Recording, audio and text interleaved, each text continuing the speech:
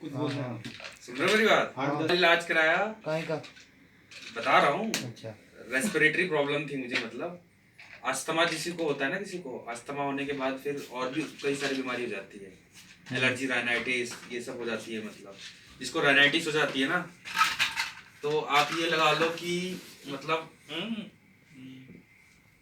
आप ये लगा लो कि उस बंदे को डॉक्टर पता है क्या बोलता है?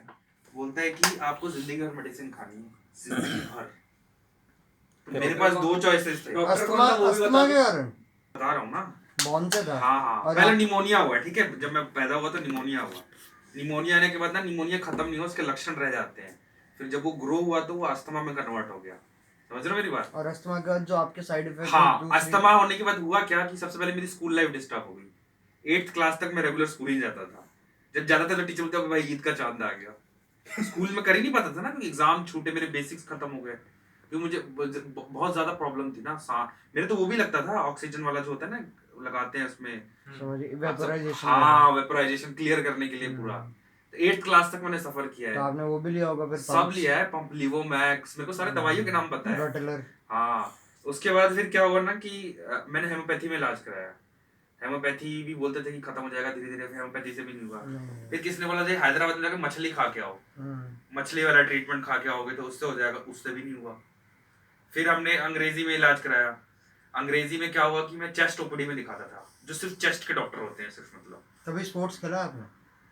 मतलब उतना खेला नहीं, थोड़ा बहुत खेला। अगर खेला होता ना तो आप अस्थमा नहीं होता। जो भी है खेला तो है यार। तो फिर उसमें फिर क्या हुआ ना कि मतलब मैं अंग्रेजी का इलाज करा रहा था ना, तो उस डॉक्टर से मैंने पूछा, आपको पता कौन दिखता था मुझे? ब्रिगेडियर रैंक आर्मी में। अब सोचो कितना बड़ा वो आर्मी मेडिकल था क्या? हाँ, आर्मी में थे ना मेरे पापा। तो अच्छा। उसने मुझे देखा, उसने मुझे 2 ऑप्शन दिए, बोला फिर दिल्ली छोड़ दो और नहीं तो ये दवाई जिंदगी भर तक खाओ, ये डायरेक्ट बोला था। अब कौन सी दवाई चलती थी मेरी? वही पंप चलते थे, लेवोमैक बोलते थे, और एक और पंप आता है, 2 सेराफ्लो बोलते हैं, लेवोमैक और सेराफ्लो। एक वो कैप्सूल वाला आता है, वो तो रोटेलर होता है। हाँ, वो सब सेम ही होता है, बस जो कंसंट्रेशन होते हैं ना, वो अलग अलग होता है। फिर वो मैं लगाने लग गया, उसको टाइम टू टाइम लगाओ। मोंटिक्लास्ट एलसी खाओ। मोंटिक्लास्ट एलसी खाने से क्या होता है, दाने निकल के आ जाते थे गर्मी के कारण ना, बार बार खाओगे। फिर कुछ नहीं हुआ, खाता गया। फिर आयुर्वेदिक इलाज कराया, उससे भी कुछ नहीं हुआ। आयुर्वेदिक इलाज में कई सारे चूरन मिले, पता नहीं क्या क्या मिला, कौन से बाबा, समझ लो कहाँ कहाँ ट्रैवल कर लिया भाई इस चीज को दिखाने के लिए। और इंडिया में शिलोंग तक गया हूँ मैं। ये अब लोग बोले शिलोंग घूमने के लिए गया था, नहीं, एक डॉक्टर के पास गया था मैं। तो फिर बाद में बोला कि फिर मतलब बहुत परेशानी थी, सुबह उठूंगा ना तो कम से कम भाई जब तक 50 बार छींक नहीं आएगी ना, नहाने में डर लगता था, ऐसा लगता था कि साबुन लगाऊंगा तो छींक आने लग जाएगी। तो हर चीज में डर ही लगता था। दूध नहीं पी सकते भाई, तो पियोगे क्या फिर भाई? दूध नहीं पी सकते, ये नहीं पी सकते, वो नहीं खा सकते, ऐसी प्रॉब्लम हो गई थी मुझे एट लास्ट में। फिर क्या किया आपने? बट लेकिन फिर अब हुआ क्या ना कि मुझे इतना पता था कि अगर इस बीमारी को दूर करना है तो साफ हवा में रहना पड़ेगा। एक चीज मुझे बचपन से पता है कि डॉक्टर ये बोलते थे कि दिल्ली छोड़ दो, मतलब क्या है, दिल्ली छोड़ दो तो साफ हवा मिलेगी, ठीक है। उसके बाद फिर जब मैं यहाँ इस ऑर्गेनाइजेशन में आया तो मुझे एयर प्यूरिफायर का कॉन्सेप्ट पता चला, ऐसा ऐसा होता है, ऐसा ऐसा होता है। तो मेरे को आए हुए कितने 1-1.5 महीने हुए थे, वेस्टीज में 2 महीने हुए थे। तो मेरे पास पैसे नहीं थे एयर प्यूरिफायर के, मैं क्रेडिट कार्ड से सोच रहा खरीदने के लिए, बट मैंने बहुत करके मैंने अरेंज कर लिया।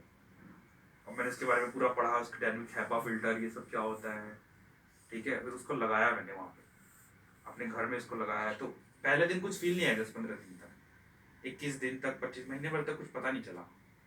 बट 1 महीने के बाद जो था गजब का इफेक्ट था। सुबह की जो छींक थी, ये नहीं कह रहा कि पूरी 0 हो गई, बस कम हो गई, लेवल डाउन आ गया। क्योंकि तुम छींकोगे ना तो बॉडी पे बहुत ज्यादा जोर पड़ता है, बहुत टाइट हो जाती है बॉडी, बार बार छींकोगे तो उससे ना आप कमजोर हो जाओगे, इस पे पूरा ना इफेक्ट पड़ता है, समझ रहे हो ना। इसके बाद क्या हुआ कि मेरे को मेडिकल चीज लगी। अब ऐसा है ना, मैं जब भी ट्रैवलिंग करता हूँ तो एयर प्यूरिफायर अलग से लेके जाता हूँ, जैसे कि लग्जरी वो होता है ना, हम वो लेके जाते हैं, क्या नाम है, ट्रॉली। तो एक एयर प्यूरिफायर की मेरी अलग थैली होती है। ये बोलते ये क्या है, एयर प्यूरिफायर है, वो लोग हंसते हैं, बोलते इसकी क्या जरूरत है, बोलते ये तो अजीब बात है, उनको लगता है ये लग्जरी चीज है, लग्जरी नहीं है। फिर ये चीज हुई ना, उसके बाद मैंने स्पायरुलिना खाना स्टार्ट किया। स्पायरुलिना में क्या मैजिक है, स्पायरुलिना जो होती है ना, जब भी हम किसी भी लेक के किनारे जाते हैं ना, तो उसके कोने कोने में ग्रीन कलर की घास जमती है। अब हमें तो लगता है कि वो ऑर्डिनरी चीज है भाई, मेरे को भी नहीं पता था आने से पहले। अब मैंने देखा कि भाई ये तो स्पैरुलिना ऐसी ऐसी चीज है। बट स्पैरुलिना के बारे में ये था कि आपको इसकी हैवी डोज लेनी पड़ेगी। अगर बीमारी पुरानी है तो आपको हैवी डोज लेने की जरूरत है, समझ रहे हो? अच्छा, ये डोज मैंने काउंट भी किया है। इस साल, पिछले साल मैंने दिसंबर से स्पैरुलिना खाना स्टार्ट किया है। अब बोला गया था कितने महीने, 3 महीने खाने के लिए। अब मैंने 6 महीने लगातार खाए नियम से, 2 गोली सुबह 2 गोली शाम को, 4 कैप्सूल, 4 करके, ऐसे कर करके।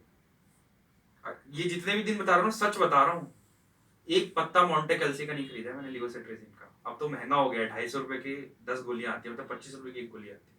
मेरे को 6-7 महीने होने वाले खरीदे हुए। तो आज ये रिजल्ट है स्पाइरुलिना का। तो सही तरीके से लेना भी है, और कभी भी लोगे ना तो आपको देख ना लेना सोगी उसका समय ना थोड़ा आपको बिलीव भी करना है प्रोडक्ट पे। ऐसा नहीं कि बस बिन मन के लिए जा रहे हैं, कई बार हमें कुछ चीजें मन से भी करनी पड़ती है। जब वो मैंने लेना स्टार्ट किया है, आज देखो वो, आज वो दवाई ही खत्म हो गई, वॉश हो गई। ना लेवोमेक की जरूरत है, ना सेराफ्लो की जरूरत है, क्या जरूरत है भाई, है ही नहीं। अच्छा, जब ये बीमारी होती है ना तो आपकी फिटनेस का पता नहीं चलेगा। 10 दिन आप बहुत मोटे लगोगे, 5 दिन लगा भाई ये तो हड्डी हो गया। आप समझ रहे हो ना मतलब क्या होता है इस बीमारी, क्योंकि बहुत इफेक्ट पड़ता है बॉडी पे। अब जाके मेरा जो शरीर का स्ट्रक्चर वो धीरे धीरे ठीक हो रहा है, धीरे कभी कभी आपको जैसे यॉर्निंग आती है हाँ, तो सांस रुक जाती है? नहीं ऐसा कुछ नहीं। पहले थी सांस की भी प्रॉब्लम थी, मतलब ये सब एक दूसरे से कनेक्टेड है। जैसे अपन यॉर्निंग लेते हैं, एक तो हाँ। पूरी यॉर्निंग आती है खुल के, हाँ, एक होती है बीच में रुक जाती है, वो बिल्कुल ऐसा अजीब सी हो जाती है, सांस नहीं नहीं लिया वैसा जाता। नहीं। तो सांस की प्रॉब्लम जब होती थी जब एलर्जी जब हावी हो जाएगी ना शरीर पे, जबकि कंट्रोल नहीं हो रही चीजें, तब क्या होता था कि मेरे को डेरिफेलिन खाना पड़ता है। डेरिफेलिन एक टैबलेट है जो सांस को कंट्रोल करती है, डेरिफेलिन बोलते हैं। और डेरिफेलिन खाने की भी जरूरत नहीं है, हो गया कंट्रोल। तो स्पाइरुलिना बड़ी कमाल की चीज है, 250-350 रुपए की बोतल में नहीं समझना है। और एयर प्यूरीफायर को हम पढ़ रहा तो है, लेकिन हाँ पता नहीं कितने लोगों ने अपलोड इंस्टॉल किया है कि नहीं। और मेरे घर में रेगुलर है, मैं हमेशा उसको देखता हूँ। एक मेरा एक जीवित योग की तरह है वो। लोग बोलते हैं क्या जरूरत है, दिल्ली के लिए तो अमृत है वो। दिल्ली के लिए तो अमृत है। मैंने पंजाब में अपने जलंधर में अपने घर में लगा रखा है। लोग लगता है कि तो अमीर है तो लग्जरी, अमीर उमीर कुछ नहीं है, अमीर अपनी हेल्थ को लेकर बनना है।